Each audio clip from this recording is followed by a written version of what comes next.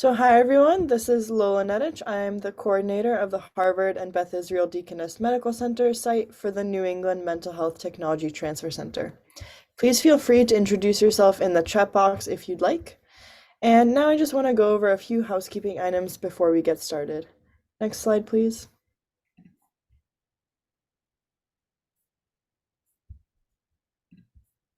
Next slide, please.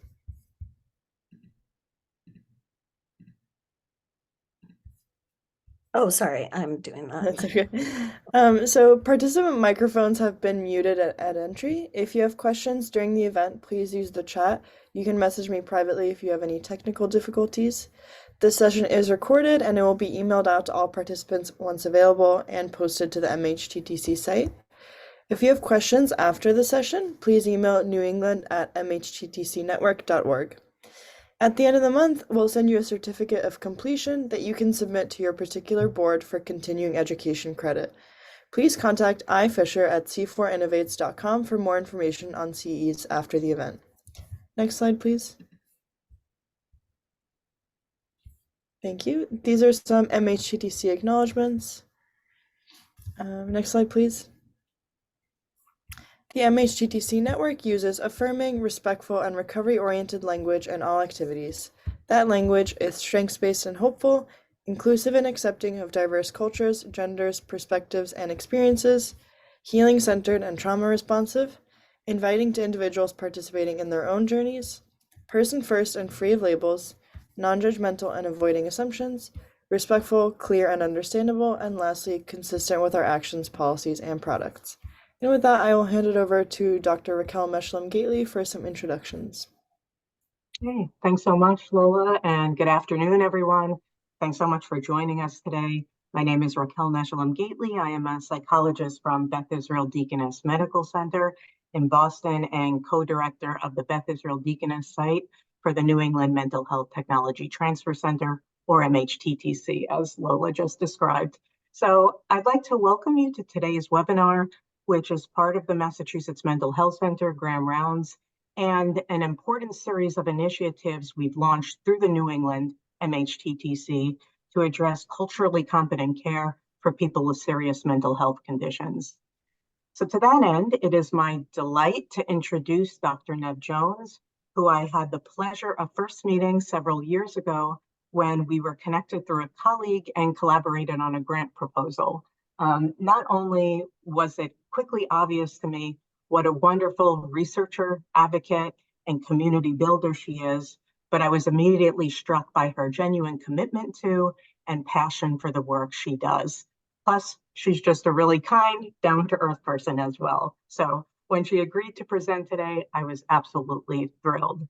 So just a very brief introduction for Dr. Jones. If I tried to list all of her accomplishments, we'd be here a very long time. Dr. Jones is a patient-alumna of specialized early psychosis services and currently assistant professor in the School of Social Work and Department of Psychiatry at the University of Pittsburgh. As a program developer, evaluator, and researcher, her work has sought to amplify the perspectives of those most impacted by the public mental health system, foreground the role of social and structural determinants, and support transformative change. Today, she's going to address diversity, equity, and inclusion in early psychosis with a focus on pathways to and through care. So without further ado, it's my great pleasure to turn things over to Dr. Jones.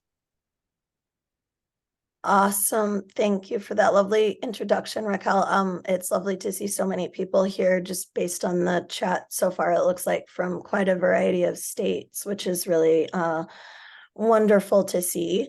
Before I dive in, I just did want to say just a word about kind of positionality and the positionality that really has grounded the work that I do in the early psychosis space. Before I was diagnosed with schizophrenia myself, I kind of grew up in the system with a diagnosed parent.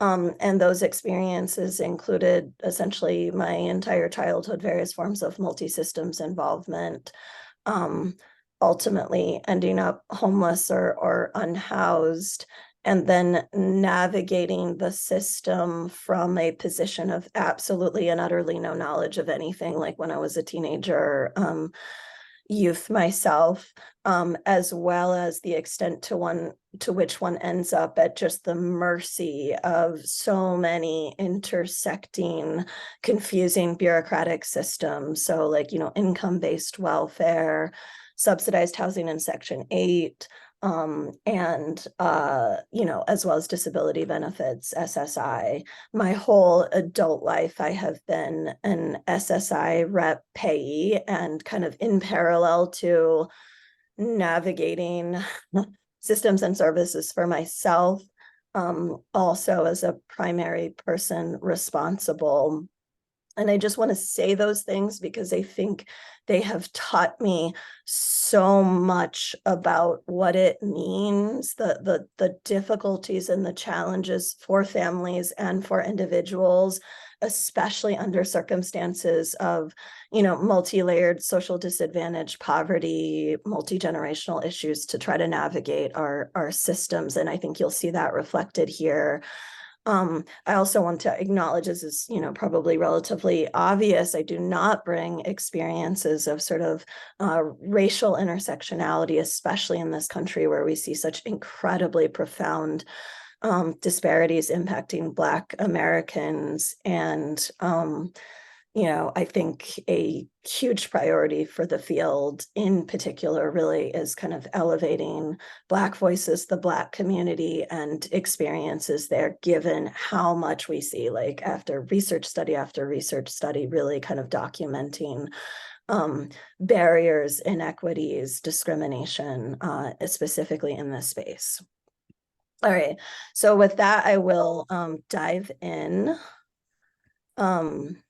So I first just wanted to sort of lay out a slide that helps us kind of conceptualize, visualize pathways to and through care. Like, what are the sort of components? What's going on here? So, starting very early on, we can think about community awareness and linkage pathways, and where they are and where they aren't, and where they are strongest and where they are weakest, or where they don't exist at all. Who is and isn't eligible, and I'm going to talk a fair amount about this, right? But sort of eligibility as something that is often set in policy, whether that's happening because of state level decision makers, or whether that policy happens at the level of an individual program.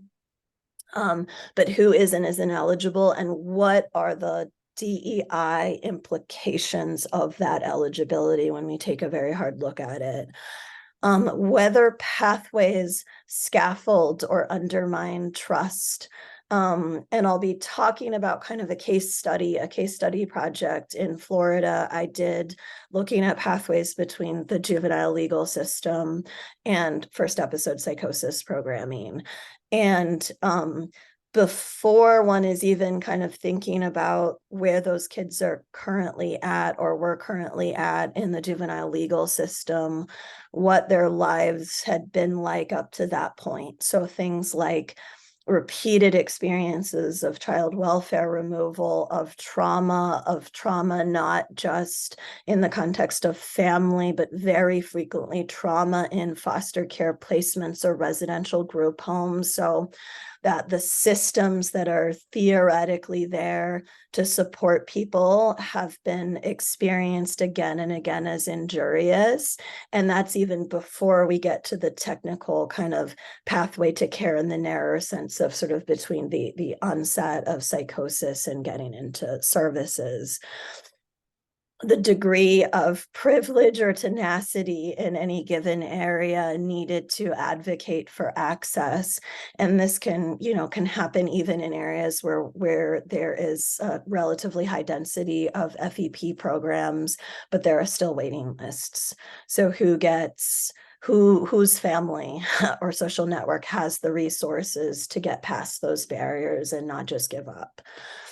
Initial assessment and decisions to enroll. So once again, like who is and isn't eligible is really important.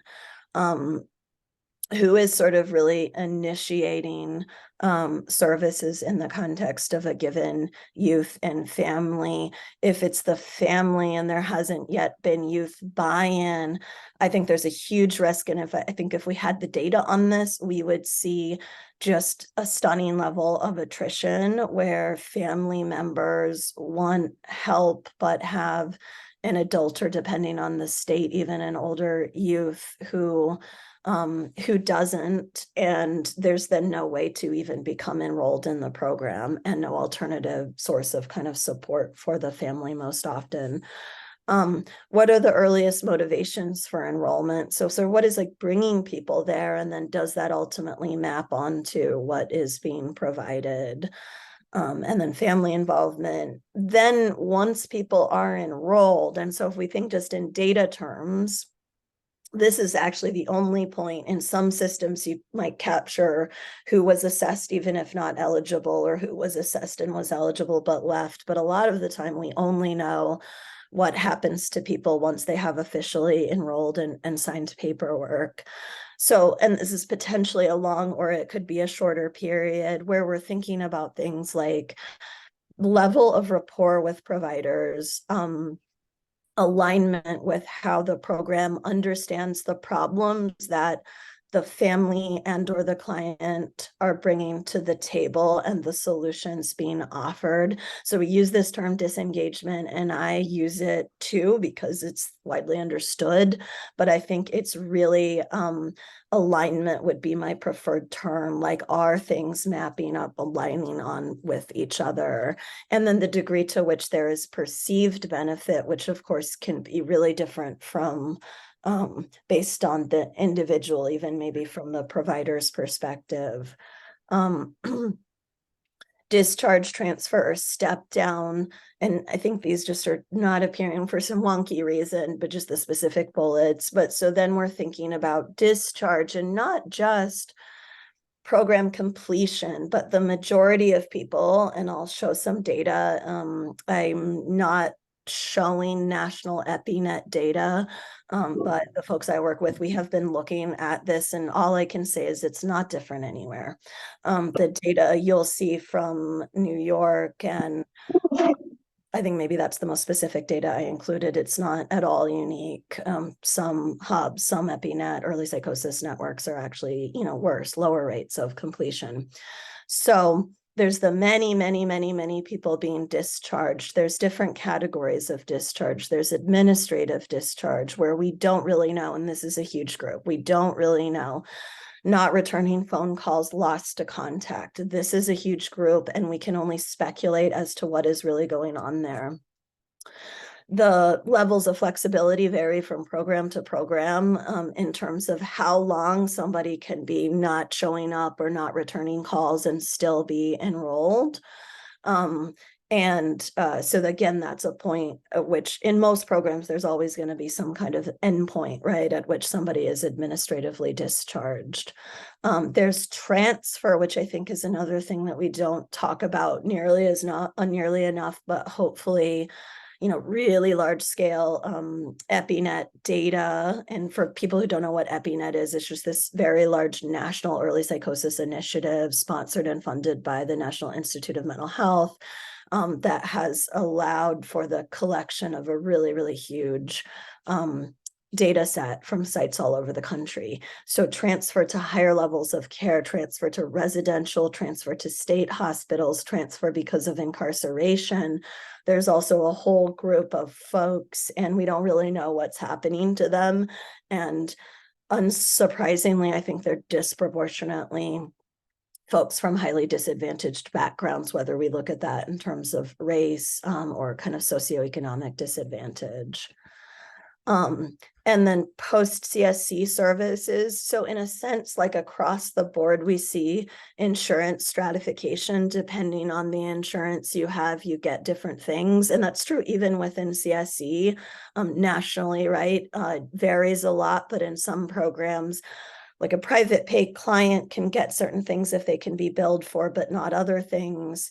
But then once you're discharged from CSC, it's really all over the map in terms of whether it's advantageous to be on Medicaid or not, other things that means, private insurance possibilities. So there's just a lot of, in the United States, inequity and difference and potential disparities that sort of accrue around insurance status. Access to psychosis expertise in the work I've done on post-discharge experiences comes up a lot. Who has access to providers that that can actually provide psychosis-specific services or have background. And I think, again, this can play out in paradoxical ways, that maybe if you're in like a higher level of care, what we would call SMI programs, so like PROS in New York State, for those of you who are New Yorkers, FSPs maybe in California for the Californians, right? So those would be different, but if you're kind of caught in between, if you're eligible for more like community outpatient services, it's actually very common for people to be able to find absolutely no one who has ever received any training in psychosis and, you know, who they're assigned to as a counselor, therapist, case manager. But then if you have enough money, you can kind of buy your way out of that. So sort of at both extremes, in a paradoxical way, people are better off than the very large number in the middle. Whether there is any access to psych rehab, supported employment, supported education once people leave. And then, of course, if you end up unhoused, if you end up incarcerated, all the things that sort of means and entails. So just, so this is sort of, I think I want to present this as kind of the continuum that we, ideally need to be sort of thinking about in, diversity, equity, and inclusion terms, like all these things. And probably, we could have more little sub bullets here, but like all of them are sort of an instigation to ask ourselves and to like reflect very deeply on how inequities might be playing out across those decisions in those areas, et cetera. And then just a sort of more of a DEI kind of intersectionality framework over here. I just want to kind of call out, this is not unempirically informed. This is sort of these specific factors are here really stemming from a lot of the research that I've been doing. Race, ethnicity is obviously huge, but so is gender, and they intersect, as well as age. And I will show you this data, but looking at what's happening in New York State, we see this very powerful intersection between race, gender, and age, so that in a sense, the absolutely most disadvantaged group who is ostensibly benefiting from CSC the least is a combination of being Black or Latinx, male, and significantly younger. And that's distinguished from kind of groups who share one of those characteristics, but not all. Geography, we know, remains huge, especially the sort of the rural suburban urban divide, with folks in rural areas often able to access CSC, but only if they can drive long distances. And so you implicitly create a situation in which those with more money and resources are maybe able to do that, and those without the money and resources are not. Socioeconomics in all kinds of ways. Unfortunately, I think like larger national data sets that we have, with the exception of RAISE, which I'll talk about, we don't have really good measures of kind of socioeconomic status built in. And then sort of social capital and exposure to systems. And I think you'll really see this play out in the kind of the pathways to care case study I start with, about families, family systems experiencing tremendous and multiple disadvantage, and that impacting on social capital and making it just incredibly difficult to really engage with CSC services. What positionalities were centered when, and this could be a much longer list, right? So again, I think similar to the previous slide, how I approach this work is always thinking about what positionalities in the sense of who, with what experiences. It's like I think we often all are going to implicitly have this idea of who we're serving in our mind. Who is that? And sometimes maybe we're totally unconscious of it, or maybe we're always at least partly unconscious of it. When decisions have been made in any given place about where to focus outreach, where to start, when eligibility criteria, kind of to be decided upon, and consensus maybe in some ways started to crystallize in the US. Who decorated the clinic, the physical space and what it looks like? Who designed the intake process? And I could say a lot about this from the work that I've done with different CSC programs, but who designed the process? Who created the discharge protocols? And I don't mean to oversimplify these things, because often there is bureaucracy and policy and sort of kind of top-down state rules, funder rules, Medicaid rules, right? But still, there's sort of a question of, in that space where there is the possibility to do things somewhat differently, how do these protocols get created? Who is really involved in training the team? From what perspective? From what degree of kind of experiential grounding? And again, I think if we think about intersectional disadvantage, I think it is incredibly rare to see teams being trained by Black trainers who grew up in poverty and have direct or family experience of psychosis. And in some sense, that profile would be absolutely the most essential. And I'm not sure I've ever seen it happen in a significant way. And I think if we ask ourselves, would some of these things be different if those were the decision makers? I think yes, it would be hard to argue that they would be the same as what we've ended up with. And that's not to sound judgmental, because we have to start from where we are. So starting from where we are, and in some cases that requires a real rethinking, is not impossible. We can do it. So this initial case study, Pathways into Care, I was approached by the public defender's office initially, it's Florida, right? A very, very progressive public defender's office. And the public defender, assistant public defender in question, ran the juvenile mental health court. A very progressive mental health court, because nobody was excluded for any reason. Violent felonies were not an exclusion reason, which is very unusual if you know the juvenile mental health court space.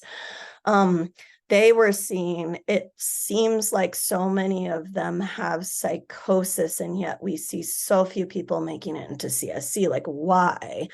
Help us understand this. So we did a bunch of data extraction. We used all the assessments. So for this juvenile mental health court, the kind of the gateway in is being referred for a competency assessment. Whether you were then determined to be competent or not didn't matter. Either way, you were eligible if there were mental health issues. And so here I'm looking just at the subset with psychosis in those psychiatric assessments. And then we supplemented this with other court records, talking to assigned public defenders, and then collateral from the CSC program in the county. So we start with 39 court-involved youth with psychosis, almost all of whom are Black, and this does not reflect the demographics of the county, right? This is classic, absolutely excess overrepresentation of Black youth. Of those, 30% were not eligible for referral because they were already enrolled in non-FEP services, and we couldn't really kind of go back in time and determine exactly why that had happened. Most often they were getting medication management only, however. Then referred for specialty EI services 8, and I'll talk more about this. And then in spite of clearly documented psychosis, having been referred to non-EI services 19. And we can't fully know, we could not reconstruct exactly why all these decisions got made. Of the 8 who then went for assessment, 5 were excluded because of ineligibility, 62%, 63%, the majority, right? I'll talk more about this. Only 3 were eligible and enrolled, and 1 enrolled but quickly disengaged. So only 2 successfully engaged. 1 was this outlier, I can say absolute outlier in the juvenile system, who was white, middle class, young, and had brought a play gun to school. So a stupid thing to do, but that had gotten them system involved, and otherwise a total outlier for the sorts of histories that you see among system involved youth more traditionally. And that was really the one success story. The other was a sort of engaged and not doing terribly well. Then when we go down, of the 19 who needed referrals because they had what was registered in their records as active psychosis, only 12 of them could be successfully engaged. And I think, this is an exercise to think about, among other things. At each point where there is attrition, what we would technically call attrition, what is happening to this young life? Where are they going to end up? And then just sort of big picture, we can go from 39 to 2. And if I thought this was just utterly non-representative of the US, I wouldn't even be presenting on it. I really, really don't think that that is true. I think we probably would see this all across the country. And the question it raises is a really deep question and a really deep challenge to us all, I think, about what DEI really means, what it really means. I want to say we attempted to reach out to every single family member. We were only able to talk to 12. In many cases, people's phone lines had already been disconnected. They didn't have cell phone minutes, and so their cell phone was non-usable. Like, there were a lot of barriers, and we really, really tried. And this was in collaboration with the Public Defender's Office. What we heard from these parents, extended family, caregiver networks, and in some cases, state-appointed guardians, was just this picture of total overwhelm with poverty and struggling to make ends meet. People were talking about having no cars, and like the Tampa Bay area is not a public transportation great place, right? No subway, nothing like that. Completely overwhelmed, even just trying to figure out how to get from one part of the city to another, incredibly hard. High levels of disability in general, so people might, at least one parent was in a wheelchair, which just sort of compounded the transportation challenges. Often having what I would describe as around the clock jobs and caregiving responsibilities, often for both younger children and elders, right? So an elder who has advanced diabetes and younger siblings, and how you would ever even once be able to get the childcare relief then to take your 17-year-old into an appointment for an FEP assessment that's 2 hours. Like, this is just an absolutely staggeringly difficult thing to accomplish. And almost like sort of like laughing in disbelief when we talked about challenges around transportation to the multiple appointments, often normative in CSC, and that we think of as good in CSC because we're providing people with this whole array of services. Often, and I think it wasn't such a surprise that the youth in question may not have seen psychosis as the problem, but often the families didn't either. And this could not be more in contrast to the white middle class, upper middle class interviews with family members I've done, where psychosis is this just huge disruption, and it's awful and it's horrific, and right, that's how the family is experiencing it. This is like really low down there on the list of what these families were dealing with, and in some cases just didn't even see it as that big of a problem compared to everything they were up against. There were kind of two versions of either the skepticism of psych meds, or uncertainty as to why meds alone weren't enough. Like, it is so hard for me to even get my kid to that psychiatrist or nurse practitioner med management appointment that's just 15 minutes. I can't even imagine trying to transport them to something else.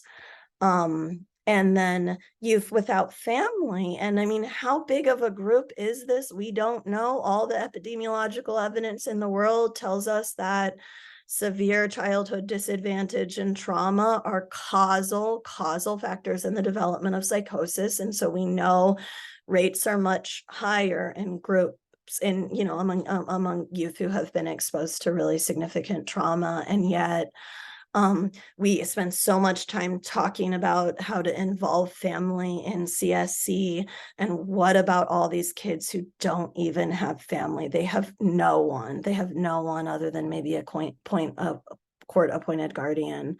Or I've, you know, in other projects, talked to young adults who have now technically aged out of the system, and they have no one. They literally have no one. This is just a quote, and I didn't include a lot of quotes, but just one because it was powerful. This, you know, almost makes you want to cry. This was a court-appointed guardian who's just saying, no one cares about this kid. No one is advocating for them. They're, you know, experiencing severe psychosis. They used a less, a little bit of a stigmatizing term, and falling through the cracks. You'll read about them having shot someone or themselves in the paper one day. I mean, and they were very upset about it. They were like, how, you know, and this is somebody who I assume sees it day in and day out. They're just like, how does this happen in our society? How do we think this is okay? How can a kid who has just been through so much trauma and they have nothing and no one, and we're not doing anything to fix it? Discussions of ineligibility with the CSC team, of those 5, right? So one of the challenges here, and this is where I really want to kind of push everybody to think about eligibility, these often lengthy histories of trauma. These kids have maybe been, you know, documented physical, emotional, and or sexual abuse going back to early childhood, very early childhood, substance use all thrown in there, hospitalizations for a variety of reasons, psychotropic meds. We know how this happens within the foster care system, although it's getting better in general in the US, but it's very messy when people are 12 years old and have already been prescribed 12 different psychotropic medications in their life. Extreme states or voices. So what I mean here is not earlier in their lives, not meeting the criteria of like psychosis or FEP or schizophrenia, but often what we would associate actually with significant trauma, right? Because we know rates of voice hearing among kids in the immediate, under immediate conditions of trauma are very high and don't necessarily later translate into schizophrenia or what gets diagnosed as such.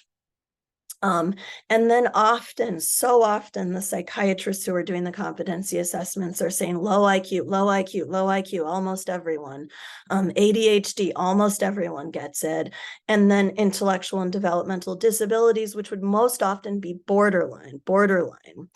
Okay, so then what has the very well-intentioned CSC program kind of heard about eligibility? And this is true. This is not like, again, unique, idiosyncratic, unusual. We see this all over the literature.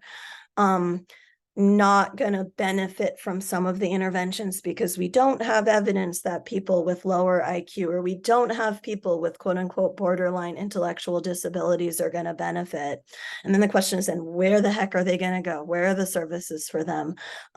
Where DUP has been too long, and kind of what I was told in the program had been told, right, is, well, we don't have evidence that youth with very long DUPs benefit from CSC, and we're trying to get effective treatment where it's effective. So there is this sort of evidence-based practice rationale, and yet the reality is that you see these kids who are, you know, kind of as desperate as it gets, actually being excluded, while a kid who is, let's just say, white, middle class, and just developed psychosis and has super proactive parents is like right in there. And I'm not in any way blaming the program. I'm raising questions about the field and where we do and where we don't think deeply about diversity, equity, and inclusion, because people are not impacted in the same way by these kinds of decisions.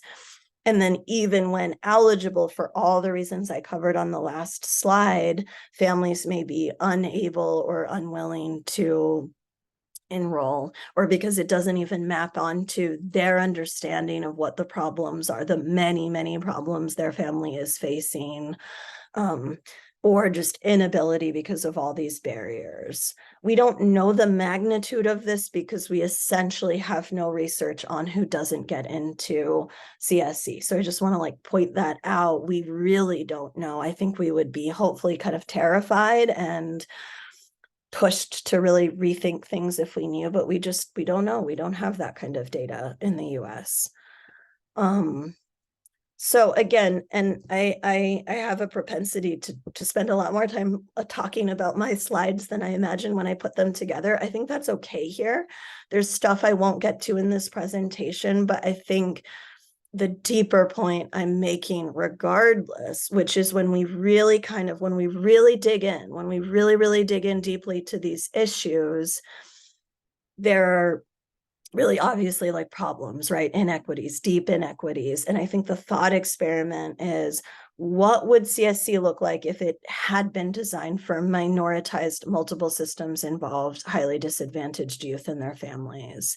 I mean, would it look the same? And if not, what would it look like? And I think that it is hard when the workforce in terms of decision makers often has not experienced the things that I was just talking about, the working around the clock just to barely pay the bills, the having to choose between your water and your electricity being turned off halfway through the month. Like, you know, I think that is relatively few people who are, you know, kind of high level leaders in the early psychosis space.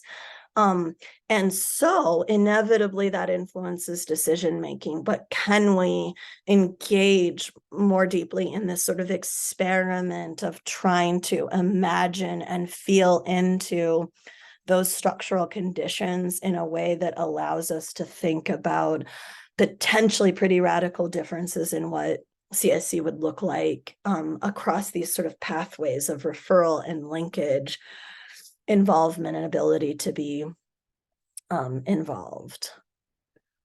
I'll do a little bit of this because I want to leave time for discussion, but I'll do just a bit of this next section. So here, as I promised, I have one RAISE slide. For those of you who don't know the RAISE acronym, this was the big multi-site trial in the US that largely established the evidence base that was used, literally was used in Congress to get the 10% set aside, which has led to the implementation of, you know, so many programs across the US. So an incredibly important research study. And yet years passed, right? Like this article was just published 2 years ago. Reanalysis of that data by Bennett and Rosenheck, looking at socioeconomic status. And you see here the headline: CSC substantially improved the main trial outcomes compared to community care for patients in the highest SES quartile, but had statistically insignificant benefits for the remaining 75% of patients. Somehow, this did not rise to the level of importance of a paper that there were commentaries, and I perennially feel like I'm the only one who raises this study in presentations at early psychosis conferences, etc. If there was like sort of a wake-up call moment, in my mind, this would certainly have been one of them. And it really points to a deep disjunctures in how the mechanisms of action of CSC are actually working for or mapping onto not just low SES, not just high poverty, but literally the three, everything other than the absolute highest SES quartile within the RAISE cohort. So these problems are not made up. I say this because, I don't want to just complain about CSC. I am, in a sense, might sound like I'm coming here with a lot of concerns, because there are real human lives behind it, because the policy is impacting very, very real people, out there in large numbers. And so I really kind of think we have this deep ethical obligation to really kind of potentially rethink things. I'll just quickly show you the some of this on track data. And this is so once people are in the program, how many get through to that, when early psychosis services were sort of first being rolled out, 2013, 2014, there are a lot of like news stories, right? Time magazine did one, and you have the sort of the kind of, imagined, in a sense, like average client, but really it's a success story, the super success story, who is now just like absolutely great, on track to go to Harvard or whatever it might be. And we need that. We need there to be support for these programs. And at the same time, like who, with what experiences and with what degree of benefit are we not thinking about? This is raw data, so it's uncensored, which means it does likely overestimate the amount of, for instance, client termination relative to completion. Because people are more likely to terminate very quickly, but not to complete and graduate very quickly, although some do. Looking at the national EPINET data, some do. So you get clients categorized as having completed the program within the first 6 months. But in this on track data, I think what we get, the 1, 2, 3, 4 at the top, are different groups that are intersectional groups grouped together on the basis of age, ethno-racial identity, insurance status as a proxy for SES, gender, and highest level of education. So we're kind of trying to get, and their reason for discharge. So what we see is that there is a very distinct and clear group here of high completers, almost 90%. We have these two groups, which are a very large number of people. Even if we bracketed what percentage is this, even if we said this would be lower if the data were censored, this is, almost 800 youth. So just think about that, almost 800 youth here in one state. And so they almost all terminate their enrollment in the program, and or are in this, again, very nebulous, unable to contact, right? They're not returning phone calls. They can't be, quote unquote, re-engaged. This is huge. And all I will say is this is not an outlier. This is looking at the EPINET national data. This is a consistent pattern. On this next slide, I want to now show you race. So, and I should say the fourth group is the superstar group in this very conventionalized way, these success stories that we like to hold up, including in a sense like yours truly, right? And they're outliers in a sense. 100% who had graduated from college by the time they were discharged. And of those, a very high percentage who were already in graduate school and or were working white collar jobs, professional jobs. I don't break this down, but in these slides. Then you look at the sort of the disproportionately Black and Latinx groups, and that's 2 and 3. And if you, I don't have the sort of Medicaid, uninsured, private use, everything maps on to it, you know, in the way that we would expect for group 3, extremely low levels of having completed high school. And that is partly due to age, but absolutely not 100%, because well over 50% of the group are over the age of 19.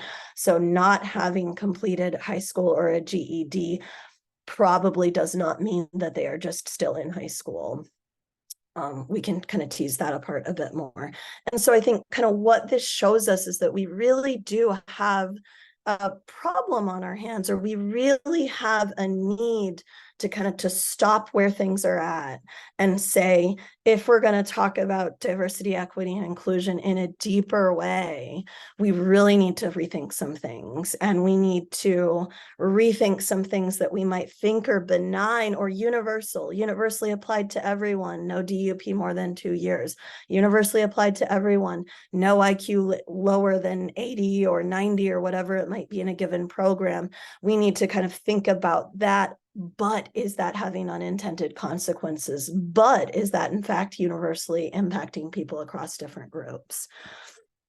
So I think I'm gonna stop there, and I'm not going to try to explain this other study, which really kind of covers the back end, which is looking at people's experiences during and after CSC across different discharge statuses. So including people who disengaged, who withdrew, who were administratively withdrawn because they ended up homeless and couldn't be contacted, like the actual stories behind some of those categories. But I can save that for a different time. Again, same question. So the way I designed this, we would just kind of keep coming back to it. I want to just then quickly just hit on the system change strategies. We can engage in this not just as a one-off thought exercise. We can really think about what it means to reground service design in the needs of those most impacted, in this case, in the CSC context, by psychosis and intersecting systems of oppression. Local analysis, because generalizing from one state or even using like very, large but high level national data is only going to get us so far. We have to start looking in regional localities at who is and isn't getting into CSC and why. What is going on with like the local juvenile legal system, the courts? Are people getting in? Is that working? Is that not? Who locally is and isn't staying in CSC? Like, we might see these patterns in New York. It matters, but what really matters is each individual program really looking into this, and whose outcomes portend long-term poverty, which I would have talked about more, which is if when you're discharged, whatever the discharge reason is, you're not in work or school after that period of CSC, that does not portend well, and lifelong poverty is not where we want people to be at. It just is not. Like, I'm like over at this point in my life, like romanticization of poverty, as somebody who's experienced it and who is considerably privileged now. It just is not where we want people to be. It is not the kind of society that, I really in a deeper sense want to be part of. So we really need to move the dial on the pervasiveness of poverty. And if we have significant numbers of youth and young adults leaving without work or school and no such plans, we have a poverty problem on our hands, and will inevitably turn into incarceration, housing precarity and homelessness and these other things. And then we need policy change. We really, really, really need policy change. SSI is just one good example. SSI has kind of become in this country a form of institutionalized forced poverty, because literally you can't earn above a certain amount. You can't save above a couple $1,000, or you lose it, you lose your health care, you're just punished even worse. So it is really a poverty trap in a really serious way that very, very deeply affects the total population of people with psychosis. And we've all got to sort of join in unison, like as a chorus, and not tell the policymakers, fund CSC and you won't have to worry about SSI policy reform. Fund CSC and you won't have to worry about the housing crisis in large cities. That's not real. In fact, we need to be pushing, all of us joining together to push for that. I'll just very quickly, before we go to Q&A, I just wanted to read with end on the note of this sort of inspiring words, but really kind of call to action from Martin Luther King Jr. This is from his 1968 "Where do we go from here" speech. I'm skipping over some of the text in between, but I'll just quickly read it. "I want to say to you, as I move to my conclusion, as we talk about where do we go from here, that we must honestly face the fact that the movement must address itself to the question of restructuring the whole of American society. There are 40 million poor people here, and one day we must ask the question, why are there 40 million poor people in America? And when you begin to ask that question, you are raising a question about the economic system, about a broader distribution of wealth. When you ask that question, you begin to question the capitalistic economy. And I'm simply saying that more and more we've got to begin to ask questions about the whole. We are called upon to help the discouraged beggars in life's marketplace, but one day we must come to see that an edifice which produces beggars needs restructuring. What I'm saying today is that we must go from this convention and say, America, you must be born again. And so I conclude by saying today that we have a task. Let us go out with a divine dissatisfaction. To me, this really encapsulates the heart of what DEI change work would mean.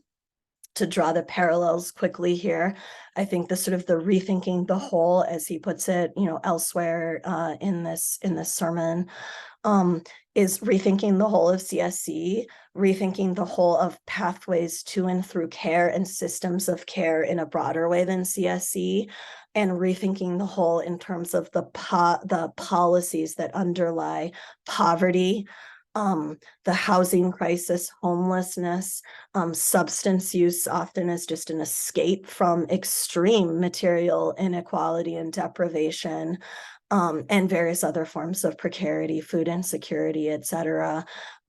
We will not, the group of people who I think, if we go back to the earlier slide, who are unilaterally terminating from CSC, those are deep problems. CSC might be a piece of that, and there's a lot more going on there, and we have to, not because it's easy, right? It is not easy at all, but I think then the retreat into, well, I just have this one client in front of me, I can help them in psychological terms, that's sort of the most I can do. We have to do that, and we simultaneously have to have a bigger goal in mind. We have to have deeper change in mind. We have to not kind of shy away from the realities of the extent to which social and structural factors are the things shaping the outcomes, the access, the quality of services, the level of engagement, what people get afterwards, where they end up, the social and structural determinants. They really, really, really are the thing. Okay, thank you all. And now I will unshare so that we can get some questions. Well, I just wanted to first start by thanking you so much, Dr. Jones, for this incredibly informative, helpful, important, and engaging presentation, and reminding us how critical it is for us to address how to make care more accessible to all the people who are currently being underserved, and that is many. So That being said, I'd like to open it up for any questions, comments, and ideas, and I see there's several in the chat already. So, and people can unmute themselves, by the way, to ask questions.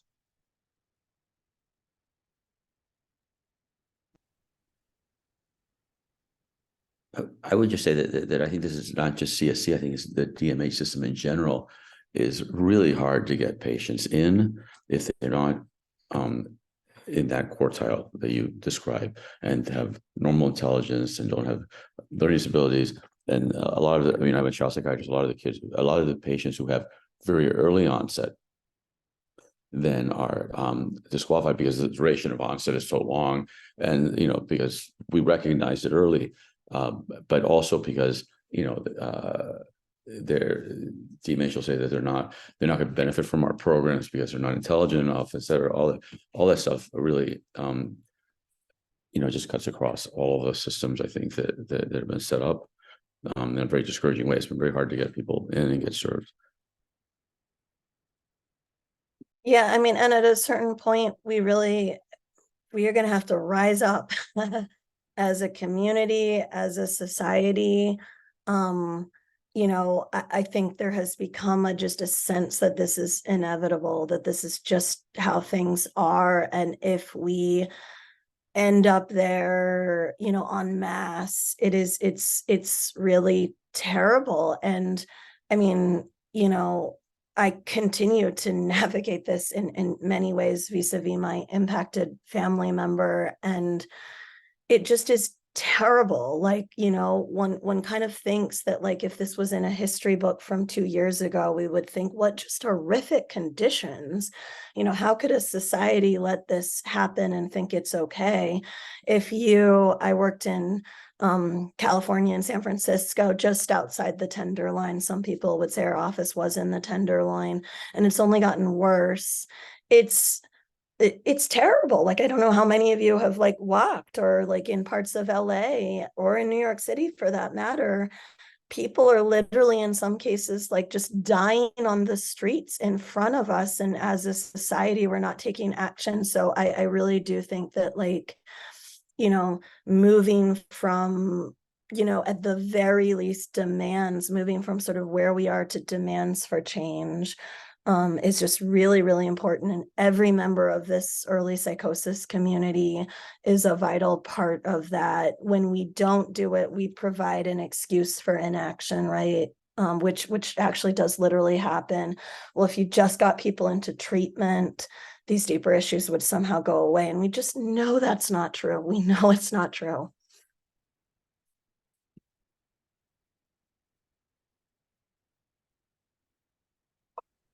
Hi. Kelsey, would you like to unmute yourself? I see you have an important question in the chat. Oh, sure. Yeah. Sorry. I can't be on camera, but yeah. So first of all, this is very close to my heart. I really appreciate everything, Nev, that you've brought up. And that finding from Ray's about the differential benefits from SES, it really stands out. And I've also noticed people are kind of hesitant to talk about it. And I have seen it really coming from a place of not wanting to say, okay, this isn't working, and shutting down the progress in expanding CSC and funding new programs. But I would love to get your thoughts on how to kind of respond to that concern or balance it with the more progressive changes that we, so obviously need to be making.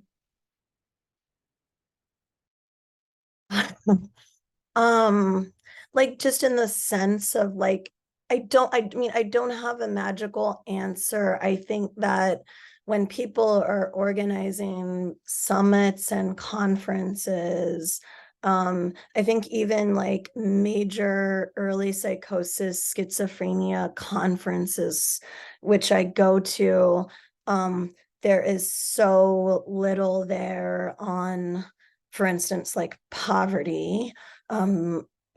It's really kind of shocking. My team and I were commissioned actually by SAMHSA to do a systematic review where the focus was reducing poverty. What research has happened in the United States since 2010, so nearly 14 years, that actually measures, that has the aim of and actually measures reductions in financial hardship. And there is almost nothing, actually outside of a few financial management RCTs in the VA. The supported employment literature, as surprising as this might seem, does not measure financial hardship essentially ever. The real net earnings difference is so low that 1 tank of gas, per the data from many trials, is more than the quote unquote extra earnings from supported employment and having been routed into work. So I think that we're actually not even measuring it in the research literature, much less actually developing interventions to address. I'll say the same thing about coercion, which is a different issue, but we did the same type of review on reducing coercion. And somewhat shockingly, while we talk about mobile crisis outreach and crisis services in general as reducing coercion, we don't even measure it. We have no proof that that's happening. And the few studies that we could find from outside the US show the opposite, that it actually increases the likelihood of, for instance, involuntary commitment. So I think we have to start having these conversations, how to start having them in more venues, in more places, in greater numbers. I don't have the magical answer, but I think kind of leadership have to start centering some of this, not sort of an empty, hollow version of DEI, right? But like this really, really hard stuff. And that if we do that, if we have those conversations, that is at least a part of the solution. And then, you know, Nico, what you said in the chat about the sort of, again, the paradox of SSI, then there's all the people who can't even get on it. So yeah, it could not be a more broken system, both in terms of who is gate kept out, who is brought in, and the conditions of that sort of membership in, you know, in terms of SSI receipt. So we really have a lot on multiple fronts to be kind of contending with. You know, we're technically out of time. I would love to see these conversations continue. So, and I always welcome people reaching out, sending emails or ideas for how we can kind of collectively join together to push for change. Sorry, can you quickly comment on COVID and how that's affecting all of these kind of separate dynamics that you're sketching out? I mean, I think that COVID has, revealed a lot of the sort of the fault lines and the gaps, including in our public health system in the US, and that it has the turn to telehealth is something that I'm hearing a lot, which is a direct result of COVID, is increasing access for some and driving kind of disengagement for others. So I don't know, I think there's a lot there in terms of sort of the aftermath, what in a sense now feels like the aftermath of COVID. There's a lot that one could say about that. Those are just very initial thoughts. Yeah, actually, our own data from the MapNet is showing that since the pandemic, less and less number of people from the more underprivileged sections are seeking care. And those that are coming in are the ones that are more educated and well-to-do. So you're absolutely right. So there is that interaction between the pandemic, the virtual delivery of care, and of course the socioeconomic disparities. Yeah, I can't wait until that's published, and that's going to be really helpful for the field to know, and then to really I guess dig into, because sometimes we see these patterns and then we kind of really need to develop a deeper understanding of what's going on and where. Well, again, I mean, I know we're out of time. Thank you all so much for being here. And again, I really welcome any further engagement conversations. Yeah, Thank thank you again, Dr. Jones. And Lola, I don't know if you want to make a quick remark about the survey before we close out. Oh, yep. I just posted a a quick post-event survey in the chat. It will also be emailed out to all participants, so please fill that out if you need your certificate. Thank you. Thank you.